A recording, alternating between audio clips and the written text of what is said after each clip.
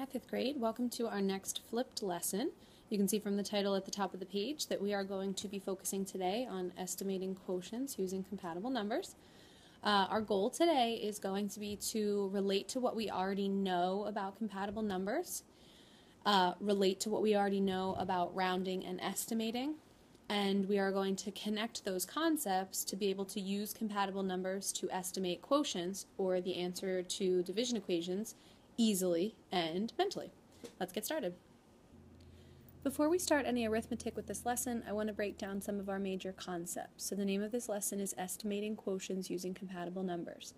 We know about estimation that is when we round numbers to get a not exact answer.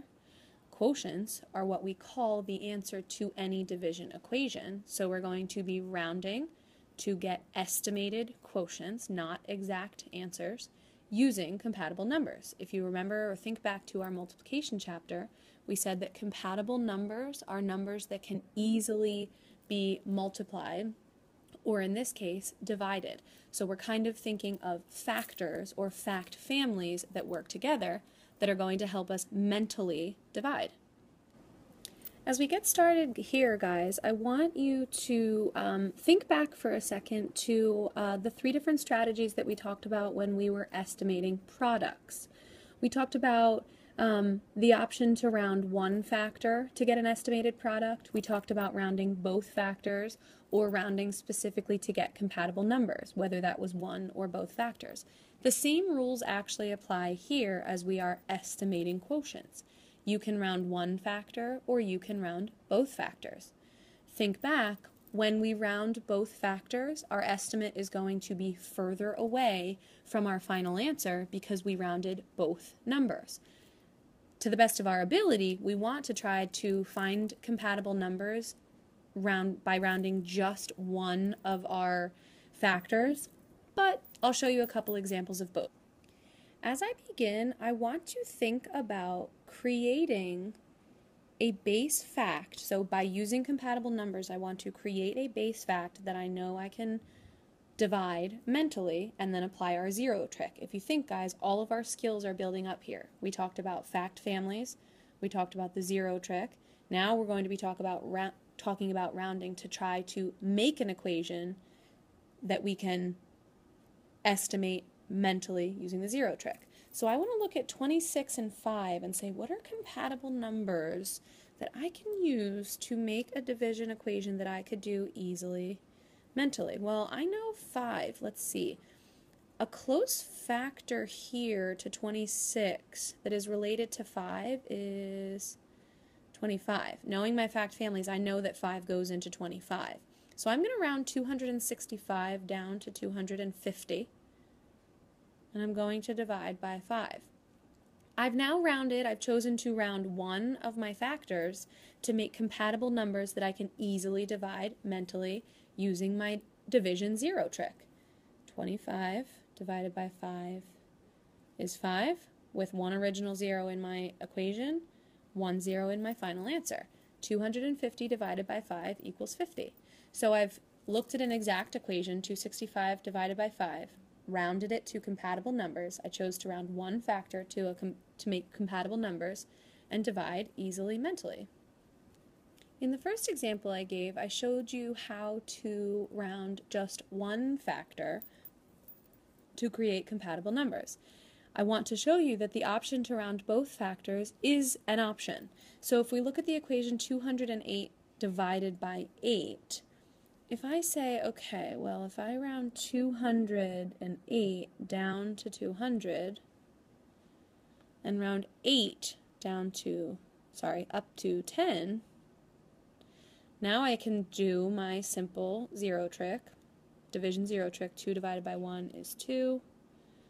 I cross off my common zeros, which we talked about earlier this week, and I'm left with a 0 in my original equation. 200 divided by 10 equals 20. So the option to round both of the numbers in your division equation is also an option, but remember, when we round both of our numbers in our original equation, our estimate is going to be further away from our exact answer. Whenever possible, we want to try to just round one factor to get a closer estimate. All right, my friends, by now you've probably guessed it. Now you're going to get a chance to try something out on your own. So take a minute, grab your journal out. Let's see if we can get ourselves organized and do a couple examples or practice on your own. Once you have your journal out, go ahead and set up the division equation. 850 divided by 9. What I want you to do is, in a moment, I'm going to ask you to pause the video, choose whether you're going to round one factor or both factors, and give me an estimated quotient to the division equation 850 times 9. So I'm going to ask you to pause the video now, take a minute and try it out. Hopefully you took a second to pause the video and test this out on your own. I've written up here actually two possible ways that we could have rounded. Again, when we choose to round just one factor, our estimated answer is going to be closer to our exact, which, whenever possible, we want to try to round just one factor. So someone might have looked at this and said, I can round 850 up to 900, leave 9 the same, and then do my division 0 trick. 900 divided by 9 would be about 100. Someone else might have looked at this and said, okay, well, if I think about my 9 times tables, I know that 9 goes into 81. I could round 850 down to 810, and then see the base fact of 81 divided by 9 is 9, and apply my 0 trick.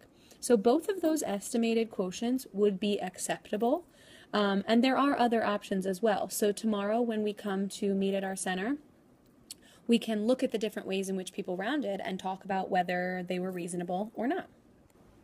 So we're going to actually end this evening's video, guys, by working on a little bit or applying this skill in a practical way to solve a word problem.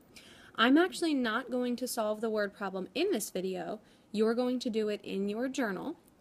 You're going to bring your journal with you to centers tomorrow, and we'll look at and analyze the different ways in which people rounded or to find compatible numbers, and see the different ways that we applied our skill of estimating quotients using compatible numbers. So you can pause the video now, read over the word problem a few times on your own, set it up in your journal and solve, and be prepared to come to class and talk about it tomorrow.